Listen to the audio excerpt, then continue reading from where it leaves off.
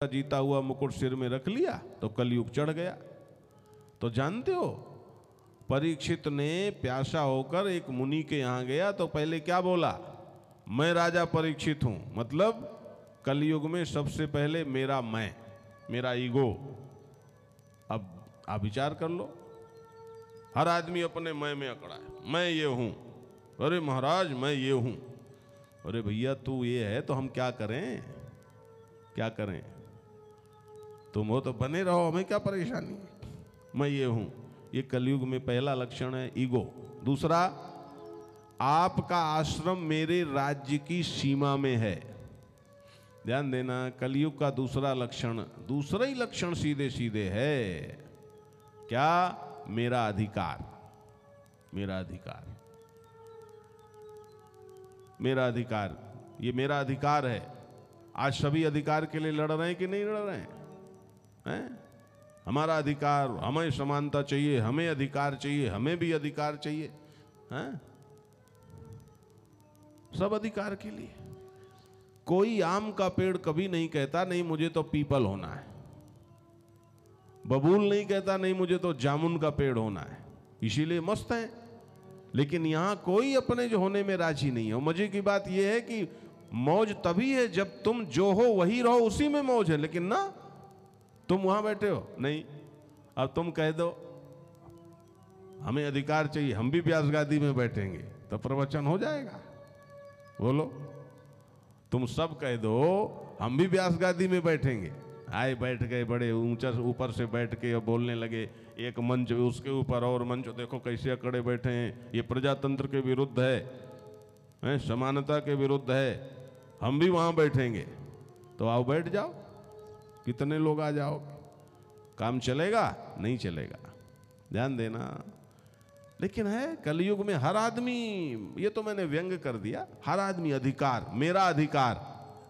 बहू आती है सेवा बाद में, पहले मेरा अधिकार।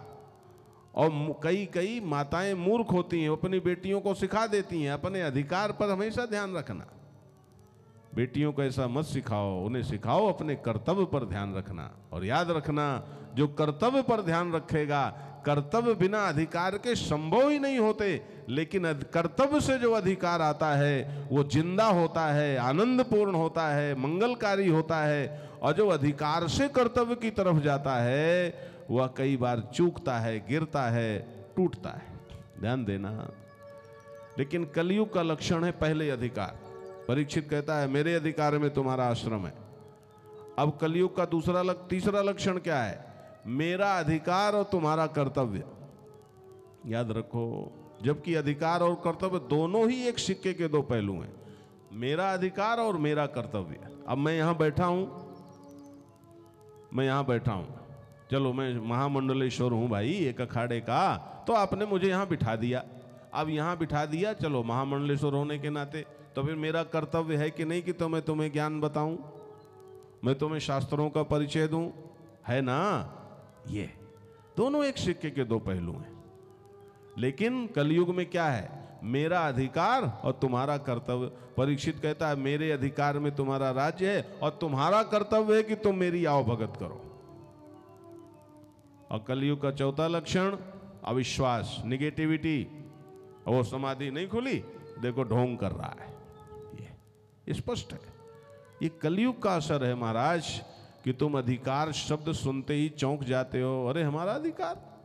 लेकिन ध्यान देना, अधिकार दो तरह का होता है। ध्यान से सुनना, आप सतर्क होकर, जरा भी चूके तो चूक जाओगे। बिल्कुल एकाकी सुनो। श्रवण में हमेशा हर व्यक्ति को अलग रहना चाहिए, हर व्यक्ति को व्यष्टि दृष्टि से सुनना चाहिए।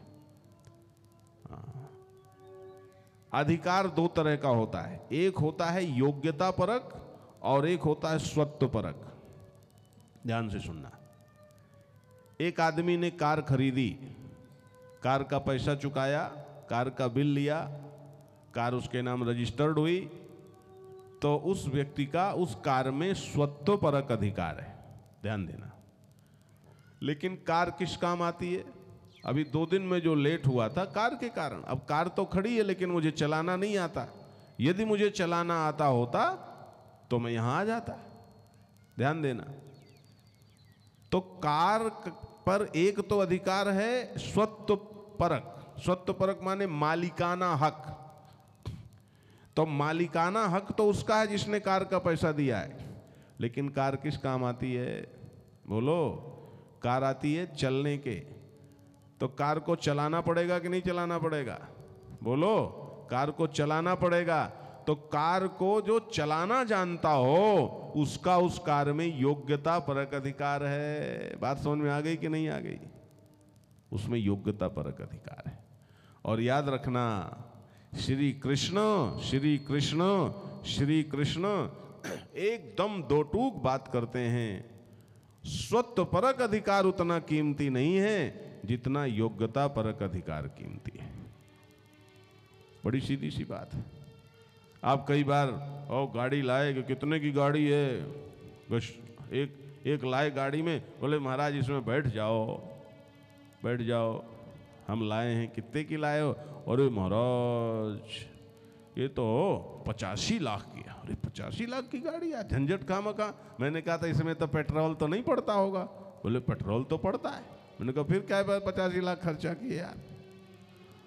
फिर वो ड्राइवर अब मुझे बिठा दिया और अरे ड्राइवर कहाँ है, ड्राइवर कहाँ है, ड्राइवर।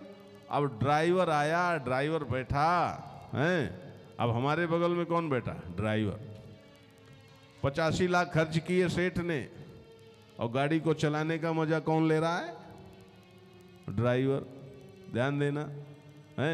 और चलो यदि उसे आता हो तो वो भी कभी चला लेगा, लेकिन मेरे जैसे व्यक्ति के पास 85 करोड़ की गाड़ी भी आ जाए तो मैं तो बैठा ही रहूंगा बस। मैं चलाना नहीं जानता।